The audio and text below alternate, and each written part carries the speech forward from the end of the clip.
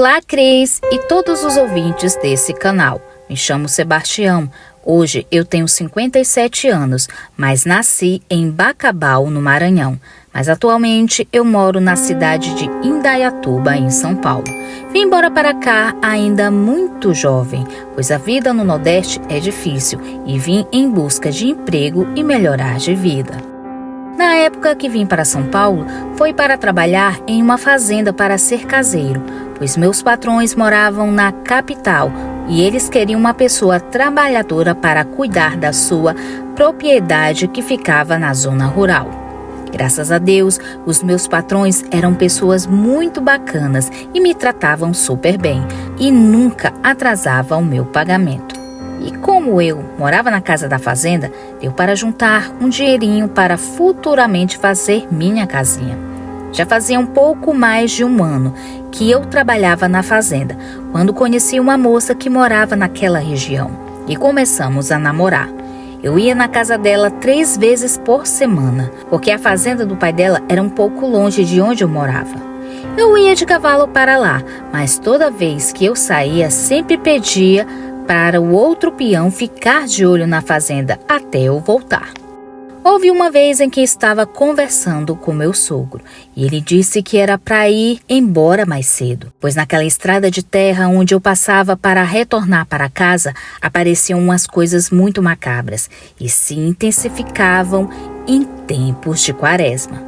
E aquele caminho tinha um pequeno cemitério antigo e abandonado.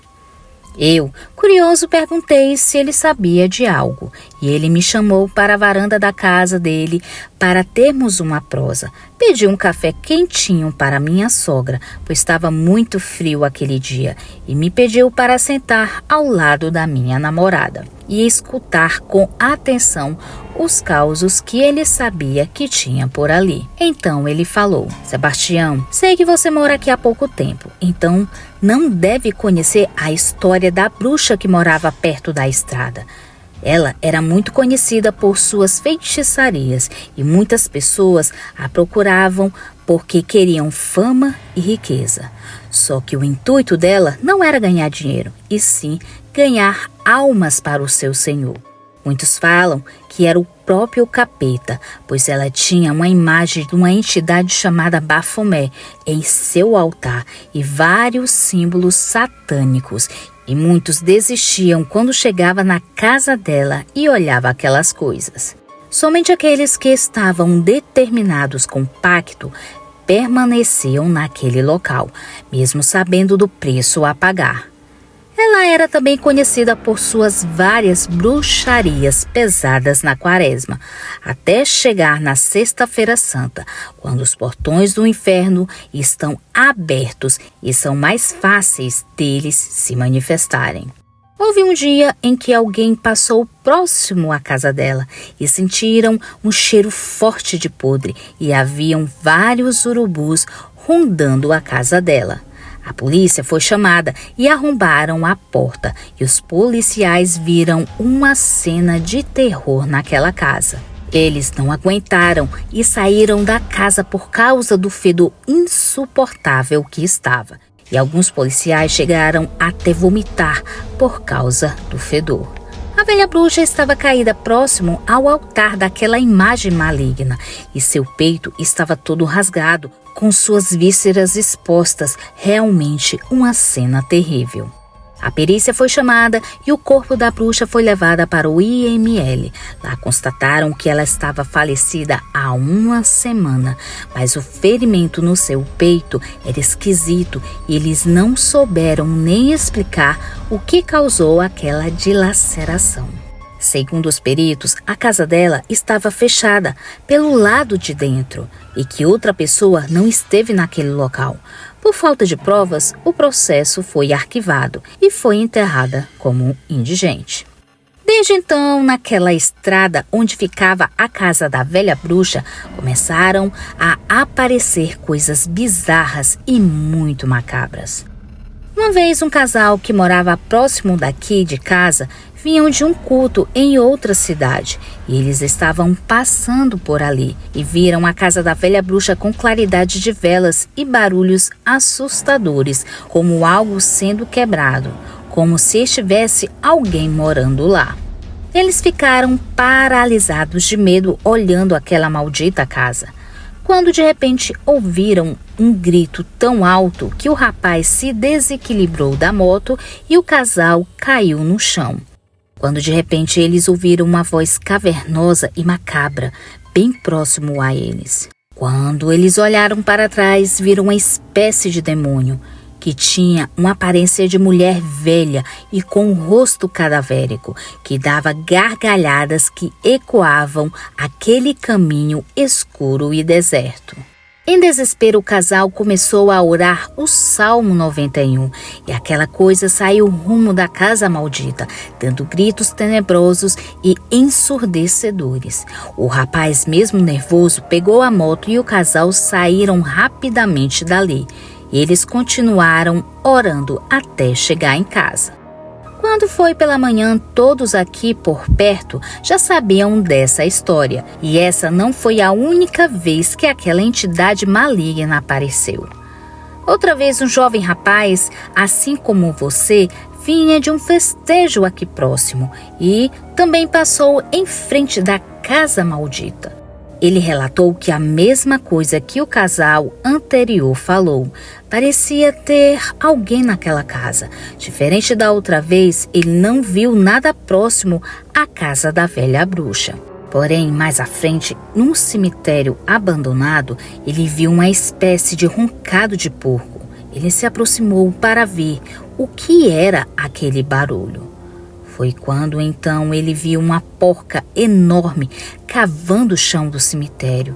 Diante daquela cena terrível, o jovem rapaz ficou assombrado. Seus pés pareciam ter perdido as forças e todos os seus pelos do seu corpo ficaram arrepiados. Foi quando, de repente, aquela criatura farejou o ar e sentiu a presença dele e começou a rosnar com ódio. Ele descreveu que aquela porca não era comum. Aquilo tinha uma espécie de pelos grossos e olhos vermelhos. Seus dentes eram pontiagudos e afiados e que estava cavando uma sepultura. Acho que deveria estar procurando algum falecido para se alimentar. Quando ela confirmou que alguém a observava, aquilo soltou um berro e o rapaz saiu do cemitério correndo desesperadamente. Aquela coisa saiu correndo atrás dele e chegou a alcançá-lo e derrubá-lo. No ataque, ela rasgou um pedaço da barra da sua calça. Ele relata que o bafo daquilo era quente e podre, era insuportável. Seus dentes eram exageradamente grandes e saía uma espécie de gosma fétida. Ele deu um chute no meio da fuça dela. Só assim ele conseguiu se libertar e continuou a correr desesperadamente até chegar em uma encruzilhada. E aquela maldita criatura desistiu de ir atrás dele. O povo, cansado daquelas manifestações maléficas, resolveram chamar o padre da cidade. E ele disse que não era especialista nesse tipo de manifestação. Ele então solicitou um exorcista para ir na casa da afinada bruxa. O padre exorcista chegou. Ele se chamava Osvaldo. Ele passou 7 dias jejuando e rezando para se preparar espiritualmente para enfrentar, sabe Deus o que fosse aquela coisa. E depois de 2 semanas do último ocorrido, o padre exorcista chegou na cidade. Era por volta das 11 da noite, quando o padre Osvaldo e o padre da paróquia local foram até a casa assombrada. Alguns homens armados foram juntos para dar segurança. E acredite se quiser, ao chegar na casa, ela estava iluminada por dentro com velas vermelhas. Os homens e os padres entraram naquele maldito casebre e não demorou muito para que as manifestações malignas começassem a aparecer. Os homens que estavam acompanhando os padres ficaram logo com medo, mas tinham que ficar com eles, pois os padres precisariam de reforços. Pôde-se ouvir gritos, gargalhadas, com voz muito grossa que ecoava pela casa, pedindo para eles saírem dali. Pedras começaram a ser arremessadas em cima do telhado da casa. E isso não era nada. O auge das manifestações foi quando a terra parecia tremer e quando os padres rezavam em latim.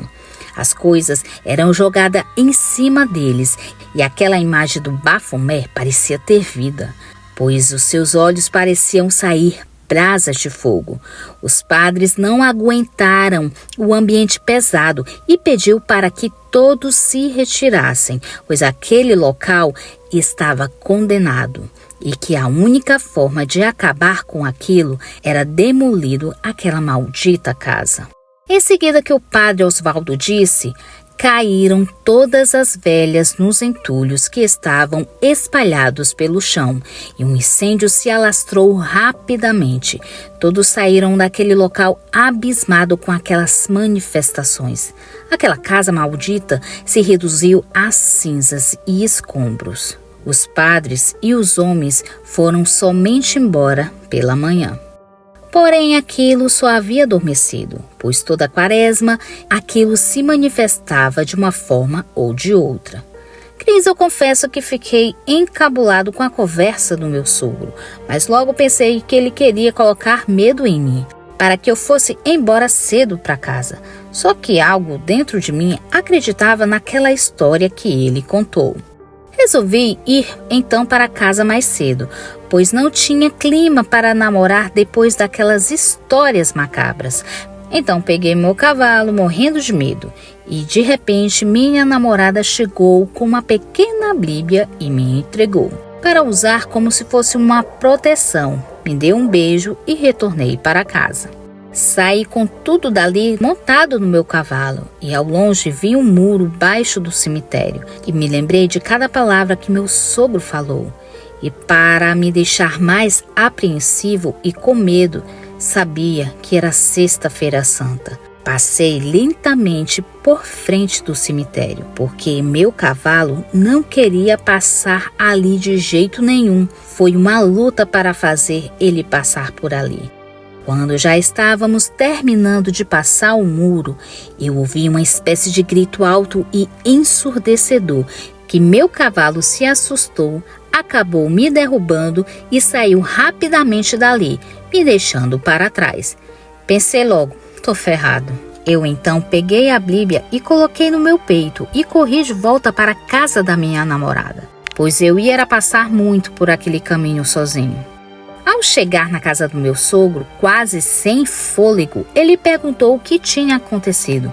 Esperei o fôlego voltar e relatei tudo para eles. Só que ele não acreditou e falou: "Rapaz, você é muito frouxo. E ainda quer se casar com minha filha assim? Você não honra as calças que veste?" Ele então pegou sua caminhonete, chamou um de seus filhos e foi me levar para casa.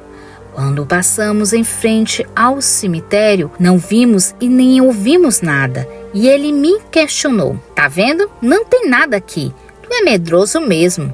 E começou a debochar de mim. Cris, eu respeitava muito ele, mas nessa hora me deu uma vontade de meter um soco na cara dele e desejei muito que aquela coisa aparecesse para ver se ele era tão machão assim mesmo e fazer ele engolir cada palavra de deboche. Passamos também pelo caminho onde ficava a casa da velha bruxa e dava para ver somente as paredes destruídas. Graças a Deus chegamos na fazenda. E eu, ainda com medo, pedi para que o peão dormisse também ali na casa comigo. Dei uma desculpa que não estava me sentindo bem e poderia ser que eu precisasse dele. Passou-se sábado de aleluia e quando foi no domingo de Páscoa, fui no início da tarde na casa da minha namorada, pois eu evitaria passar ali pela parte da noite. Foi quando eu recebi o relatório do irmão da minha namorada. Ele me relatou: "Cunhado, nem te conto o que aconteceu na volta para casa naquele dia.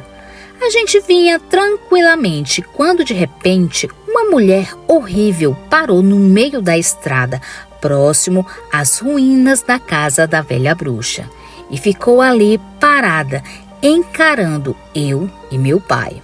Aquela coisa parecia estar flutuando a mais ou menos 1 metro do chão. E quando eu olhei para o meu pai e vi que ele estava chorando de medo, e as lágrimas caíam sem ele piscar os olhos. Então ele acelerou o carro e passou por aquela assombração.